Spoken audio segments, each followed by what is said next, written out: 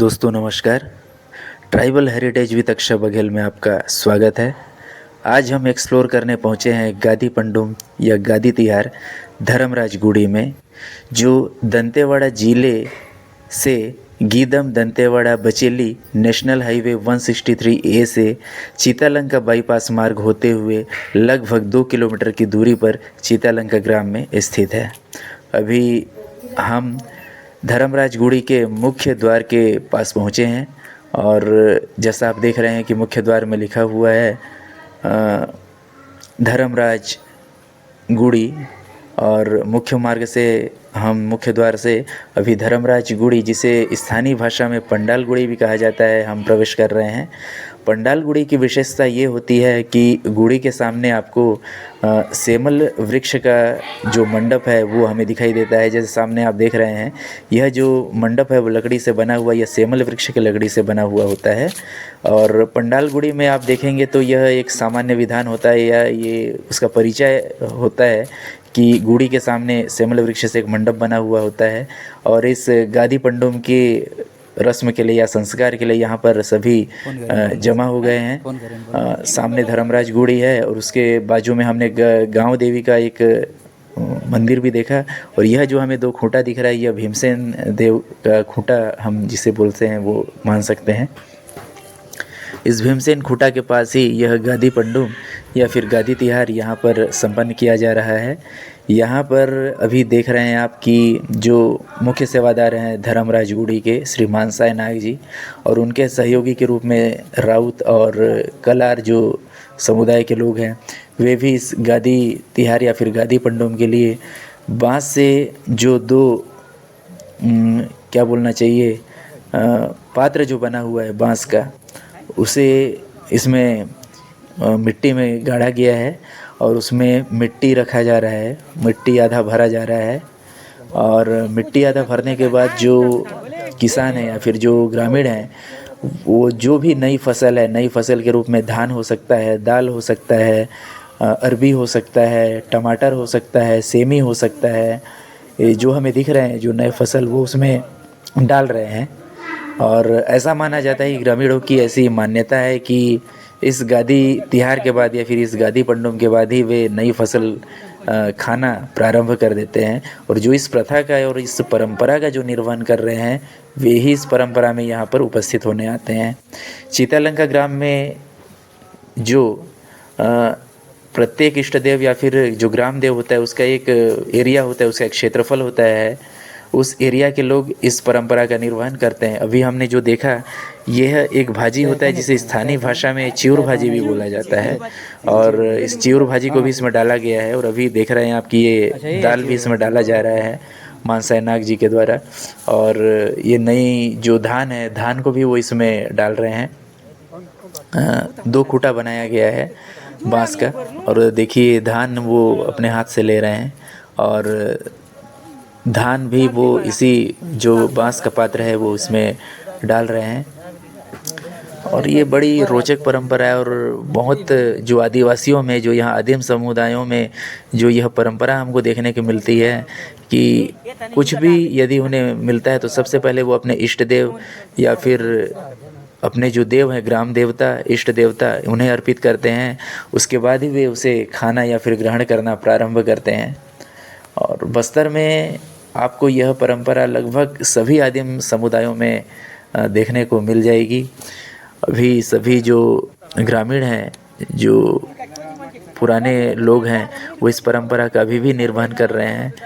भले ही शिक्षा का स्तर अभी बस्तर में कम है, लेकिन जो भी शिक्षित हो रहे हैं वे भी कहीं ना कहीं इस परंपरा को मानते हैं, समझते हैं और इस परंपरा का निर्वहन करते हैं। धान भी जो नया फसल है धान, उसे भी इसमें डाला जा रहा है। और टमाटर भी, जैसा कि हमें दिखा, टमाटर भी इसमें डाला गया है, सेमी डाला गया है। और सभी प्रकार के जो नए फसल हैं वो इसमें डाले गए हैं। और अभी यहाँ पर सभी जो इस गादी पंडुम या फिर गादी तिहार को मनाने के लिए सभी यहाँ पर एकत्रित हुए हैं। जैसा कि हमने देखा था कि एक दिन पहले कामाराज देव सेमी तिहार जो डंकनी नदी है उसके तट पर इसी जो धर्मराज गुड़ी के जो मुख्य सेवादार हैं श्री मानसाई नाग जी के द्वारा कामाराज देव को तर्पण के रूप में, एक कामाराज देव सेमी तिहार के रूप में वहाँ पर तर्पण दिया गया था। और विशेष तौर पे सेमी जो खाने का जो पर्व होता है वो कामाराज देव के सम्मान में वहाँ पर आयोजित किया जाता है। उसके लिए मैं एक अलग से वीडियो मैंने बनाया है, वो आप इसका डिस्क्रिप्शन में मैंने उसका लिंक दे दिया है, आप उसे देख सकते हैं डिस्क्रिप्शन बॉक्स में जाके। और कामाराज देव का जो अलग से वीडियो है मैंने बनाया है उसे आप अलग से देखिए, तो उसमें देखेंगे तो आपको समझ में आएगा। और अभी जैसे आप देख रहे हैं कि ये पूरा भर गया है धान से। सबसे पहले मिट्टी डाला गया था, उसके बाद और कुछ कुछ फसल डाले गए थे और सबसे ऊपर में धान डाला गया है। और ये जो आगे अभी हम जहाँ जा रहे हैं वहाँ पर सेमी को भूंजा जा रहा है, क्योंकि आज से सेमी का खाना जो लोग हैं वो प्रारंभ कर देते हैं, तो यहाँ पर सेमी को भूंजा जा रहा है। साग बनत रहा, सब्जी बनत रहा, कोचई कादा मिलन बात बढ़िया बनत खात रहा। एक नीरले भी तो हार्ट लेवल अंतर है। आज ही गांव वाले मतलब जितना नहीं खाता पूरा खवा पुत्र खवा जब सेवादार है हिंदुल खवा तेरमा बर खवा तेरमा मन के आनंद दीवार सिस्टम आए था। अभी गादी पंडोम या गादी तिहार की रस्म परंपरा के बाद सभी उस स्थल पर बैठकर जो बोल रहे हैं कार्यक्रम या फिर मनोरंजन के रूप में जो ताड़ी है या छींद रस है जिसे सेल्फी बोला जाता है, या फिर महुए कारक जिसे स्थानीय भाषा में मंद बोला जाता है, शराब बोला जाता है, उसे लेकर आए हुए हैं और सभी आपस में बैठकर आमोद प्रमोद करते हैं।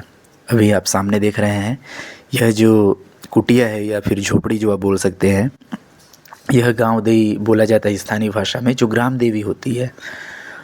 और बस्तर की नार परंपरा में या फिर ग्राम व्यवस्था में आपको गांव देवी या फिर ग्राम देवी, जिसे शीतला देवी भी बोला जाता है, स्थानीय भाषा में चिकला देवी माता बोला जाता है, इसकी पूजन की परंपरा हमें देखने को मिलती है।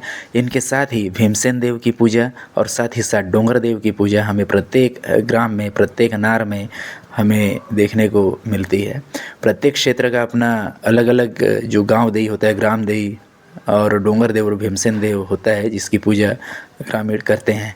अभी हम देख रहे हैं कि सभी एक साथ बैठकर गोल या फिर चक्र में बैठकर वो सभी बातें कर रहे हैं, आमोद प्रमोद की बातें कर, मनोरंजन की बातें, समस्याओं की बातें, ग्राम समस्याओं की बातें, मंदिर की समिति से जुड़ी हुई बातें, ग्राम की समस्याओं से जुड़ी हुई बातें वे सभी कर रहे हैं। आइए आज जो गादी पंडोम है उसके संबंध में हम जो धर्मराज गुड़ी के जो मुख्य पुजारी हैं, पेरमा हैं, श्री मानसाई नाग जी से जानने का प्रयास करते हैं।